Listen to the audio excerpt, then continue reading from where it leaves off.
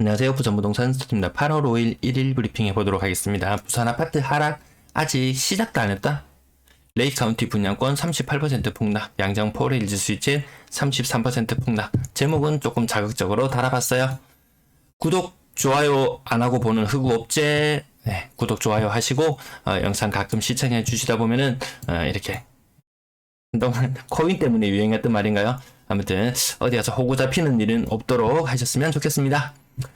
자, 광역시 지역 모두 다 무너졌어요. 광역시 지역 동그라미 쳐볼까요? 인천 무너졌고요. 대전, 광주, 대구, 울산, 부산 지역 낙폭이 조금 커지고 있죠. 지난주 마이너스 0.03에서 마이너스 0.05로 낙폭이 커졌어요. 제가 왜 부산 아직 하락 아직 시작도 안 했다고 이렇게 제목을 붙였냐 하면요. 먼저 낙폭이 커진 지역, 세종, 대전, 대구. 요 세 지역이 먼저 낙폭이 커지기 시작했어요. 오른쪽은 전세 실거래 지수인데요. 전세 가격 떨어지는 걸 보시면 세종, 대전, 대구 모두 전세가 낙폭이 더 커요.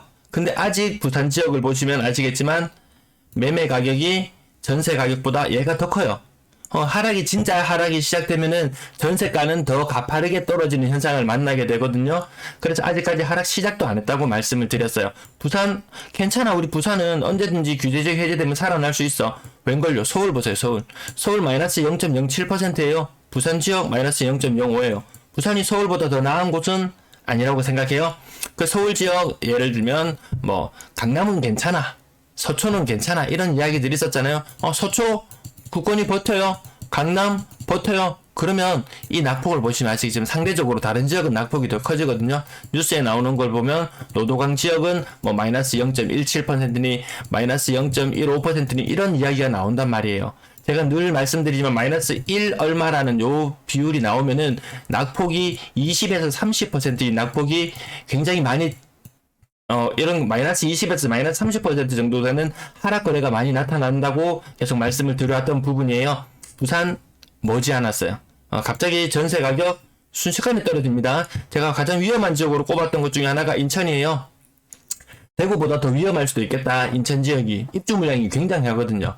그 다음 대구가 가장 문제였고 인천, 그 다음 문제가 될 수 있는 곳이 부산이라고 말씀을 드려요. 부산 입주 물량 굉장히 많은 편이에요. 타 시도 대비. 그런 것을 생각해 본다면 다음에 부산도 곧 인천을 따라가지 않을까, 이런 생각도 해봅니다. 순환매 없다. 전국이 모두 같이 하락을 겪는다. 부산 규제지역 해제되더라도 전국에서 사람들이 몰려오는 현상 없다. 큰 기대 안 하시는 게 좋을 것 같습니다. 빚에 대해서 어떤 분이 저한테 댓글을 남겨주셨어요. DSR도 모르나 이렇게 이야기했었어요. 1차, 2차, 3차까지 시행되면서 소득을 기반으로 해서 대출을 해주는 이 시스템. 1억 이상 돈을 빌리게 되면 당장 소득을 확인해서 대출을 해준다. 그래서 빚을 낼 수 있는 사람이 상대적으로 많이 줄어들었다. 그럼으로 인해서 집값을 떠받치고 사줄 사람이 더 줄어들었다. 야, 벼락거지라 그럽니까? 뭐라 그럽니까? 벼락거지라고 비웃고, 이렇게 나는 연끌한다, 이 벼락거지더라, 이렇게 했는데, 이 다음에 사줄 사람이 진짜 벼락거지가 되어서 진짜 못 사주는 거예요. 야, 집값도 어느 정도 올라야지 살 엄두를 내지. 야, 그렇게 많이 올라가는 거 못 사. 집값 떨어지면 떨어진다고 못 사. 결론적으로 뒤에 받침해줄 사람들이 많이 줄어들었다. 그리고 부산 젊은 층 빠져나가는 뉴스 나날이 대구에서도 들려요. 좀 안 좋습니다. 요거는 레미제라블에서 제가 잠깐 인용해 봤는데요. 금리가 높아지는 시기가 되니까 이 빚에 대해서 요즘 많은 생각을 하고 있는 것 같습니다. 채권자는 주인보다도 더 고약하다고 생각했다. 왜냐하면 주인은 단지 남의 신체만을 지배한다. 신체를 구속한다. 하지만 정신을 지배하지는 않는다. 이런 의미로 받아들여지는데요. 하지만 빚쟁이는 남의 자존심을 지배하고 남의 영혼마저도 털어버릴 수 있는 게 그 빚이 무서운 거예요. 빚 관련된 여러 가지 다큐나 이런 것들 한번 살펴보시면은 섬찟합니다, 사실. 매도 물량, 임대 물량 보시겠습니다. 매도 물량 전국적으로 줄어들고 있어요. 정책 효과가 나타나고 있는 것 같습니다. 팔지 마라. 세금 많이 안 내야 된다. 그런 정책. 하지만 사는 사람도 마찬가지로 없다. 사는 사람은 더 없다. 전세 물량 소폭 증가. 세상에 감출 수 없는 세 가지. 전세 물량, 월세 물량, 임대 물량, 뭐 사랑 기침, 뭐 이런 거 아니에요. 전세 물량, 월세, 부동산을 접하시는 분들은 조금 다르게 임대 물량은 감출 수가 없다라. 45건 중에서 11건에 그래 45건 정도 거래면 1, 2월 달 정도 거래 그 정도 수준으로 보시면 될 것 같습니다. 신고가 비율이 근래 들어서 좀 높게 나타납니다. 누군가는 비싸게 사고 있어요. 그리고 직거래 비율이 굉장하다. 직거래 비율이 시장에서 정상적인 거래가 안 나오면은 뭐 지인을 통해서도 팔아보고 이래저래 발품을 많이 팔아서 막 이렇게 물건을 정리하려고 하는 분도 계시던데요. 생각보다 직거래 비율이 너무 높다. 크게 하락한 것 오늘 보이지 않고 진주 1986 재건축 관련인가요? 네, 뭐 최고 뭐 5층 3층 이렇게 보니까 재건축 관련 뭐 이쪽 이슈인 것 같고요.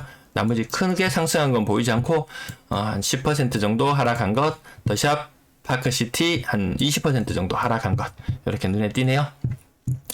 자, 그 다음 2009년식 이거 비율로 따지면 20% 정도 상승. 이 와중에도 비싸게 사는 사람도 없더라. 지금 이 시장 분위기에서 비싸게 사는 흑우 업체 첫익 말튼가요?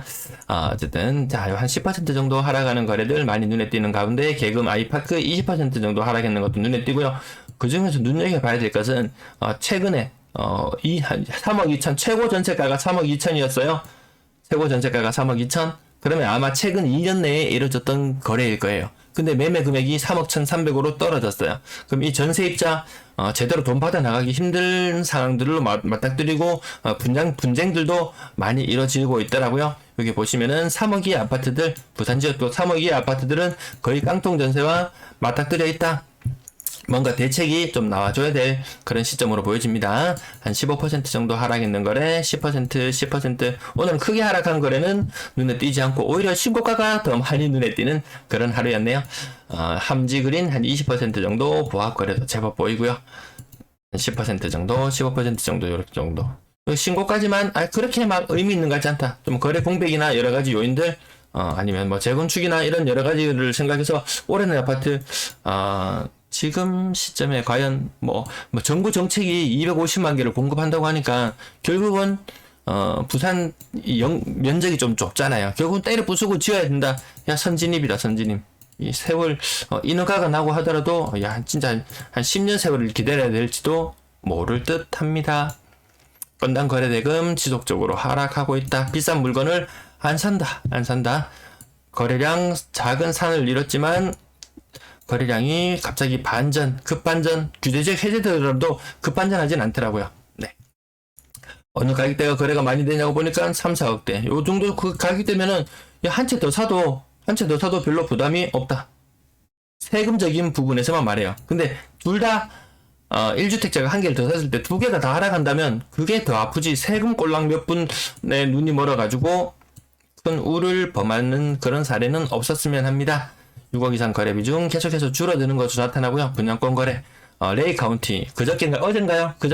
갑자기 13억 5천 큰 금액으로 한 건이 체결되는 게 나타났었는데요. 그 여파 때문인지 8억 3천 그전에 한 11억 거래되었으면 낙폭이 작게 느껴졌을 텐데 이게 너무 비싸게 한 건 거래되는 바람에 8억 3천 11층 7층 뭐 얼마나 큰 차이가 있는지는 모르겠지만 이 금액 차이는 무려 5억 양정 포레일즈 스위첸 8억 8천까지 갔던 것이 5억 9천으로 떨어졌다. 이 거의 3억 가까이 떨어졌어요. 3억 가까이. 비율로 33% 정도 되더라고요. 야, 이렇게 거래가 나타난단 말이야? 이거 대구에서는 일상다반사입니다. 근래 들어서 2억 3억 분양가 최고점 대비 떨어지는 거래 그마저도 거래가 안 되는 게 지금 대구의 모습이거든요. 부산 곧 뒤따라옵니다. 준비하셔야 됩니다.